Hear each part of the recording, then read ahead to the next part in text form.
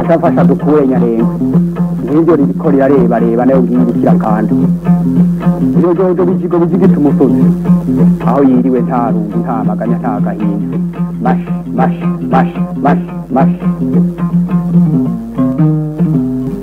Inka imirima n'ibidukikije Bezuka n'ibihogo bihoza abana ndekugura nama Dumwongere w'amagana nsangiye umurimo ndamuganga kura inyongo ngakura kwaje inka imirima n'ibidukikije ni ikiganiro mutegurirwa n'ubushikiranganje bw'uburimyi ubworozi n'ibidukikije mukagishikirizwa na televiziyo y'u Burundi.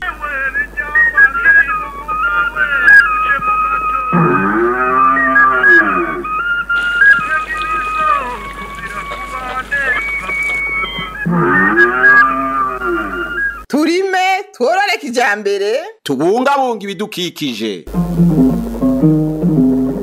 Kuronka umwimbu ni kimwe, kuziganya ni kindi.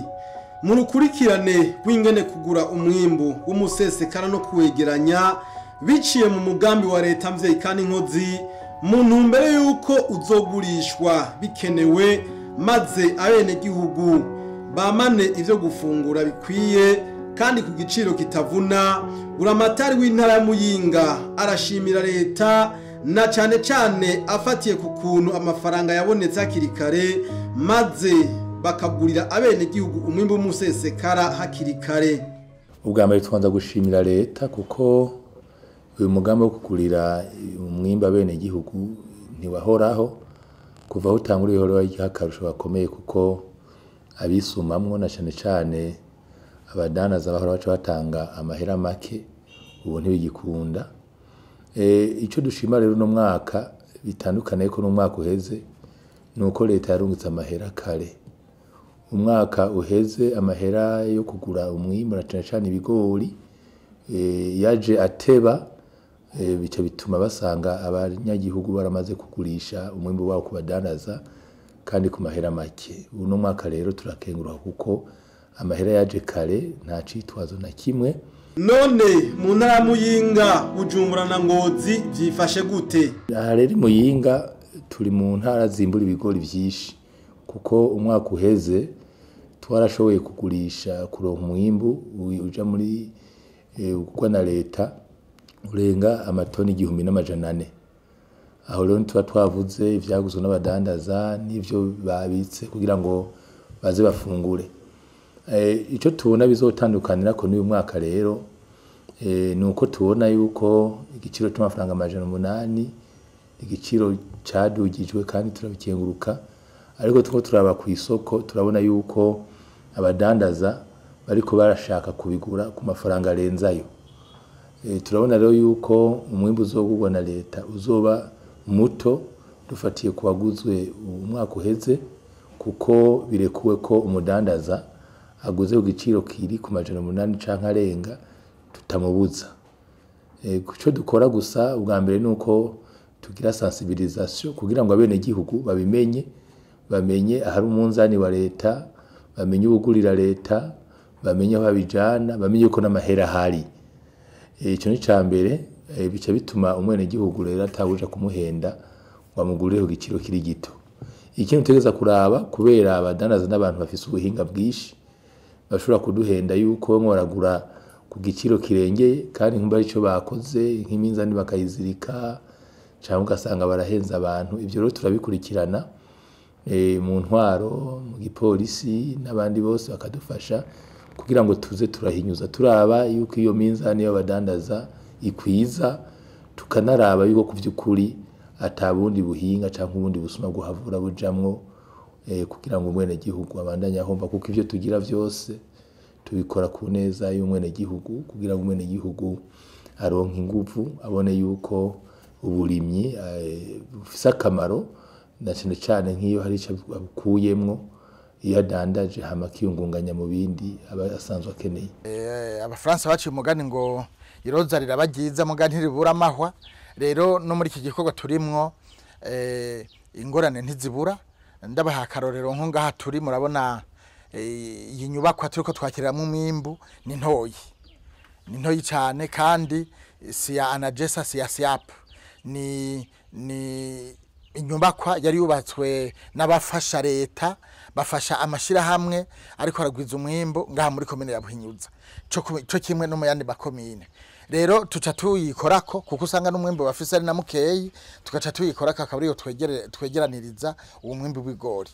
Usanga rero ari hato cyane kandi bigatako ugasanga ntihatunganijwe nkuko vyategerezwa, ugasanga nta aha batereka imifuko murahabona kuri zimbaho kuzitunganije, ugasanga ni hato cyane, ugasanga ntibishobora gukunda ko umwimbu wose ushobora kuboneka.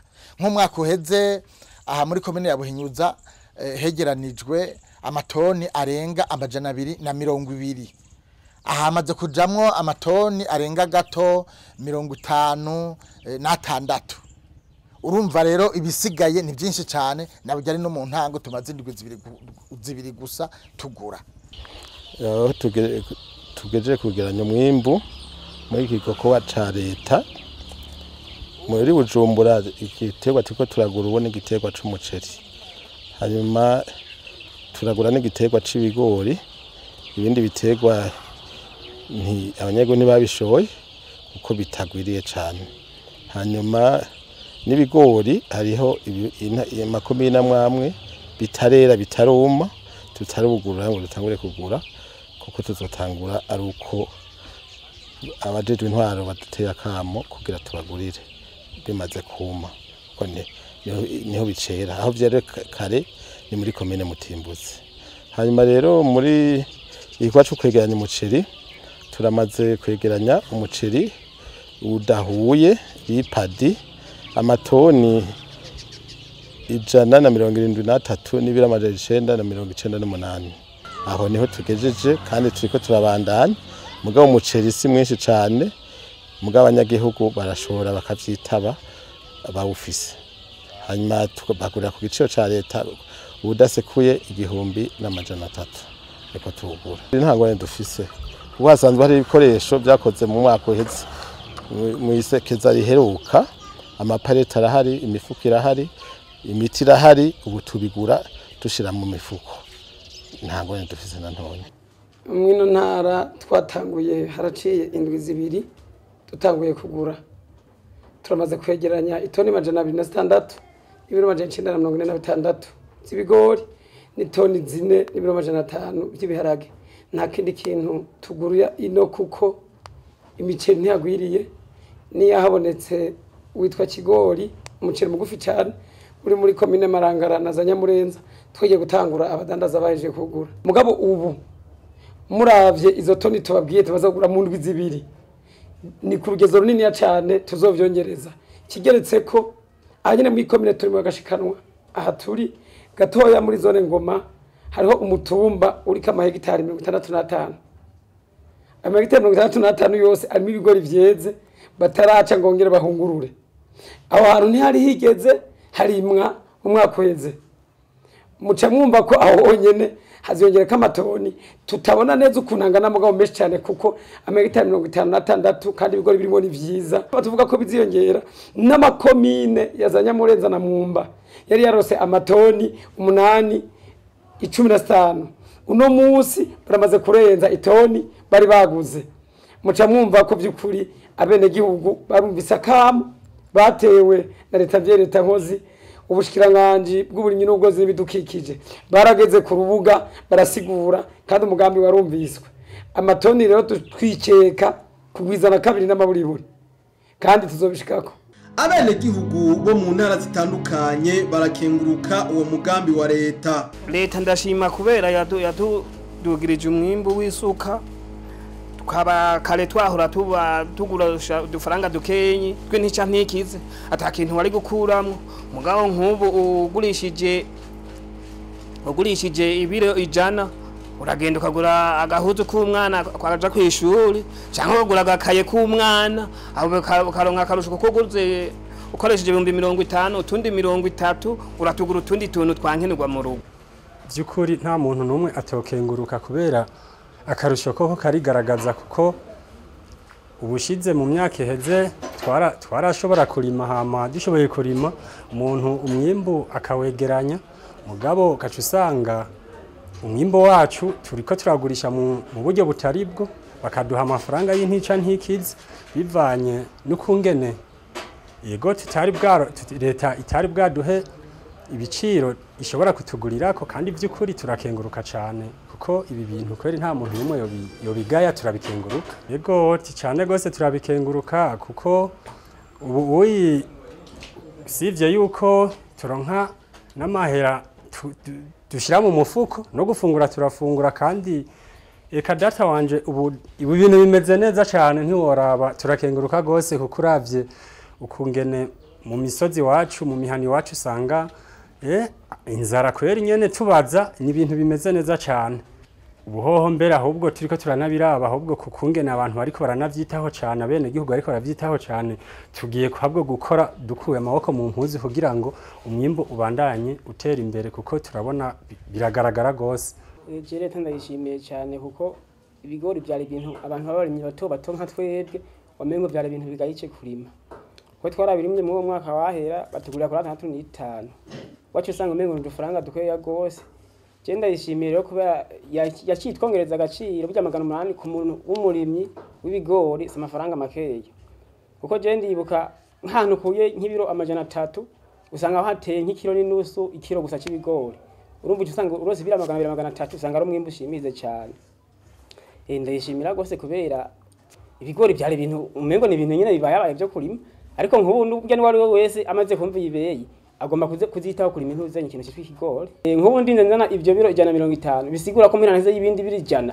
tuzobana natujya n'umuryango kuko umuntu asatuzana kugira girene aronka kuraga hozo ko umwana nagasabune nakunye gusa urashigaza nk'ibindi kandi tugira cyo kubandanya ufungura umwaka weze batuguriye ibigori ku mafaranga amajana 680 ubu rero ndiko ndaraba leta yaratudugirije ibiciro ku giterwa c'ikigori ndiko ndaraba ndabona umenga umugambi leta urimo uratugirira bimeze neza ubu nyene ngiye kwitaho igiterwa c'ikigori gose kubera ndabona umenga uwo mugambi ugiye kuzoduteza imbere ndabona yuko umufuko uzoronka amafaranga kukuvana nuko ikigori urimwo ugiteye ukoresheje akavu ndabona umenga igiterwa umwimbu uriyongera gose je nkunda gushorera hanyene mu mwaka uheze narashoye ariko batugurira ku majana 680 iki giciro cy'ubu vyatunezereje cyane kubona batwongeje ayo mafaranga bakadushirira ku majana 8 kweri leta turayishimiye guko yadufashije iyi ngingo ya leta yo kutugurira no kutubikira umwimbu w'umuceri w'umusesekara twarayakiriye neza cyane ku buryo bushimishije ku buryo ubu umuceri wa padi uyu udasekuye batugurira 1,300 mu minsi yahera twagurisha amajana 7 amajana 8 tukarya imigwazo iyo bitangwa imigwazo n'amahera batanga imiceri itarera ariko n'ukuri kubu ubu nyene iyi ngingo y'ubu ni neza cyane turabikenguruka iyi ngingo ya leta twayakiriye neza cyane kuko kare twararima umuceri tugasanga turiko tugurisha ku ibeyi nto tugasanga tutunguka twebwe rero tumaze kuyakira neza nico gituma dashobora kujana umwimba handi leta kandi iriko iratugurira neza iki giciro cya leta cyubu tura abantu barimye umuceri kubera ubwa mbere tukiri mu muceri neza nyene tukawimbura twahora turangura ikiro amajana 8 burya rero ubu naho tugeze ku kiro 1,300 ubu unya niho mbona nyene turiko turunguka cyane umugambi ni mwiza gose twarawushima kugira bigende neza ubu tugiye gukorana ingufu nyene kugira nyene turonka umwimbu nyene mwinshi nyene kugira nuko tubashe tunezerwe amafaranga yagenewe gukoreshwa muri uwo mugambi wo kugura no kwegeranya umwimbu w'umusesekara ahanwa gute akoreshwa gute abayakoresha bobo baterwa kama kahe amahera ukungene tuyahana na CAP ku rwego rw'intara hariho wono kwita umupefokare cyangwa userukira CAP amafaranga ashikirako hanyuma nawe agaheza akayashira ku makonte yugurujwe cyane cyane muri microfinance bita COPEC, amakomine yose yaruguje yayo makonte, amafaranga amaze kuyashirako muri komine rero hariho abantu novuga bashika kuri batatu baba bari kuri iyo konte. Hariho musitanteri, hariho umwe mu basanzwe bagura ibyo bigori, hamwe n'ubundi abari muri komine agira encadrement cyangwa akurikirana igurwa ry'ibyo bigori. Muri ico gihe rero muri komine amafaranga amaze kujyako, abo bari kuri iyo konti baraheza bakagenda bakayakurako, bagaca baza bakayashikiriza uba ariko aragura ibigori, abariko baragura ibigori. Ariko rero kuko abari amafaranga ari menshi ntiduheza ngo duce tuyabaha uko nyene bo yose, ko twaba tubashize mu ngorane. Ikibazo amafaranga ni ikibazo gose. Muri komine tusanzwe dufise amakofre fort dushobora kubika mu amafaranga afise novuga security cyangwe atawe ushobora kuyonona. Turaheza rero buri mu gatondo tugagira ayo tumuhaye, hanyuma ku mugoroba tukaza kuraba ibigori byaguzwe n'amafaranga tuba twamuhaye, tukaraba ko bihuye. Ayo aba yasigaye turaheza n'ubundi akayadusubiza tukakabikwa mu komine kugira tuzoyamusubize mu gatondo ari kumwe n'ayandi kumbure agiye gukoresha uwo munsi. Ego ibi niko tubikora ngaha mu ntara ya Muyinga, mugabo kandi nibaza ko no mu ntara zose ariko bigenda, kuko tutabigize gutyo abantu ntibafise umutima kumwe. Hari n'igihe woyamuha yose ayaraba ugasanga aciye yigira, narijya wanashaka abo dukoresha mu kugura ibi bigori ni bamwe tuvuga yuko bakirindiriye akazi. Ego amafaranga rero atarayabona ari menshi, hari n'igihe yo mutera n'ubwoba ugasanga aciye avuga ati je aya ndayarose n'ubundi niyo narondera, ugaca usanga biragoranye. Nuko tubigenza rero, twotera rakamo abantu bose turi muri iki gikorwa cyo kwegeranya umwimbu ko twobikorana umutima wo gukunda igihugu no gukunda bene gihugu, uko amafaranga leta y'u Burundi iyarungika tukayakoresha kugira ngo ejo ntituzovuge ngo yarahombye kandi twariko turakorera umuvyeyi umwe. Ku bibazo bigenda biribonekeza, ikigo na Jesa coba kiriko kiritegurira kubitorera inyishu. Mwiseza riheze twari twatekanije kwegeranya amatoni ashika 28, ariko mugabo ntitwashoboye kuyashikana. Rero amafaranga twashigaje ubu niyo tuko turakoresha muri kino kiringo, nitwo turakoresha. Ayari yashoboye kuja muri koperative SIAP hari hasigaye miliyari zishika 9, unizo ziko zirakora. Rero hari nandi yari yasigaye muri BRB ko turaba yuko nayo nitwo yakoresha, ariko naho twayakoresha ntitwokwiza kuko murabona mu minsi iza n'ibihaje bigiye kwera. Rero two turaraba yuko twobandanya gusaba yandi mu bushiranganje buje bw'ikiga ca leta kugira ngo ibikorwa bice bibandanya neza. Two turitegura kuko turafise abo hanze, abo twita aba partenaire, abo mu Buyapani bariteguye twubakira amahangare abiri manini gose yoshobora kubika umwimbu utari muke. Tuzoashira mu turere twa Ngozi mu ntara zegereye Ngozi kugira ngo Ingozi bazoshobore gushiraho uwo mwimbu. Hanyuma kandi no hagati yo dushira ikarusi, kuko karusi no mu isekeza riheze karusi yaba ya mbere mu gihugu cyose. Rero aho tuko turitegura kuko yaho nyene hazoba hasanzwe harimwo n'ivyuma byo kudufasha guhingura umwimbo mu gihe wabaye mwinshi, dushobore kuwuhingura ico twita unité de transformation zoba zirimwo kugira ngo umwimbo maze kuba mwinshi bitworohere kuwushingura tangorane tugize kuko tuza twanawuhinguye. Sabo hanze gusa ariko na leta two turagerageza no gusanura amahangare ari hirya no hino dukoresheje uburyo bwa leta kugira ngo dushobore kuronka aho tubika umwimbo. Abene gihugu bategwa kamo akahe? Akamo dusanya gihugu bo mu ntara ya Bujumbura mu kuzana umuceri nuko bowuzana kugira tubagurire kuko ubwa mbere ho amahera atahanye amahera abahari atahanye ico nico ciza ca mbere bakenguruka. Ica kabiri bituma batirirwa bafata ingendo zo kushora canke hariya canke barindira kuko mu gihe ugwiriye baza barabutwara amadeni abandi nabo bahenda mugabo ubu turabona neza yuko abanyagihugu bavyitaba kuko batahanye amahera. Hanyuma ku bigori navyo akamudutsira abanyabujumbura ibigori ikiro kigwa 800 muri leta. Mugore rero intara yacu rifise ikibazo kubera yegera igisagara ca Bujumbura byinshi babishora bikiri bibisi kuko baca babijya mubona boca ku mabarabara baca bijya kare bwaca babazimba kubera baba biciye bikiri bibisi.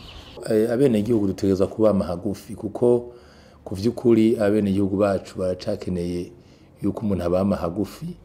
Iyo umuntu hari dusamaye gatoyi twosanga ibintu vyagenze nabi kuko hari abakunda gacupa habakunda kwimererwa neza mbere wanashaka turafise n'abene igihugu bamwe bimbura umunzani uri mu murima twama tubibona mu miryango imwe baje gutwitura umugore akaza gutwitura avuga yuko yimbuye mugabo aciye azana umunzani mu murima.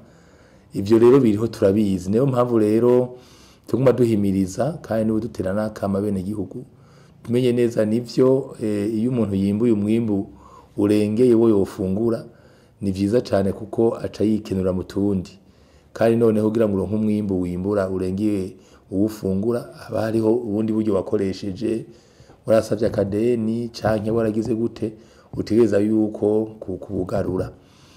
None rero akamo tubatera nakahe nuko imbere yo gushora ubanza bakaraba ivyo bimbuye umwe wese akabanza akakontora ivyo yimbuye akabomenya yuko tuzosubira kuronka undi mwimbu uhaba w'ibigori na cane umwimbu novuga barimo baradanaza ubu twebwe nta biharage byinshi bihari nta novuga kuko turi mu mpeshi ntibarimo barimbura kandi novuga yuko n'umuceri atari mwinshi mugabo ibyo dufise mu uyu mwanya n'ibigori tuzosubira kuronka ibindi bigori rero mu kwezi ku8 ku9 ibigori vy'impeshi kandi bari vyinshi ujya dukunda kuronka ibigori byinshi ibigori vy'urutasi ibigori bimwe mu mwonga aho rero vyerekana yuko uzosubira kuronka ibindi bigori bikwiye tubona hajya mu kwezi kwa 11 ku 12 mbere n'umwaka washobora guhera kuko umwimbu ufadika w'ibigori uboneka mu kwa mbere mu kwa kabiri.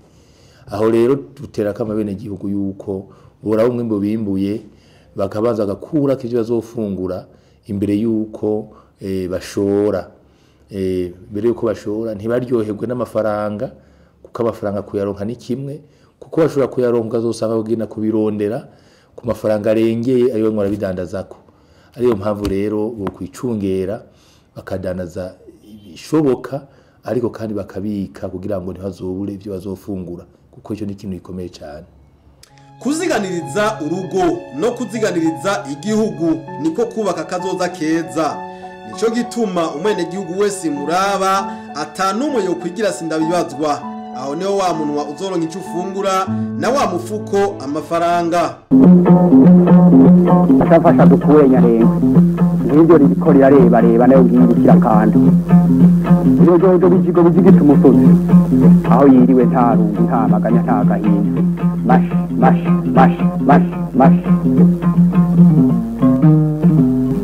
INKA imirima n'ibidukikije. Bezuka ziriho bihoza abana ndekugura nama. Dumungere w'amagana nsangiye umurimo ndamuganga kuri inyongo ngakura kwaje. INKA imirima n'ibidukikije ni ikiganiro mutegurirwa n'ubushikiranganje bw'uburimyi ubworozi n'ibidukikije mukagishikirizwa na televiziyo y'u Burundi.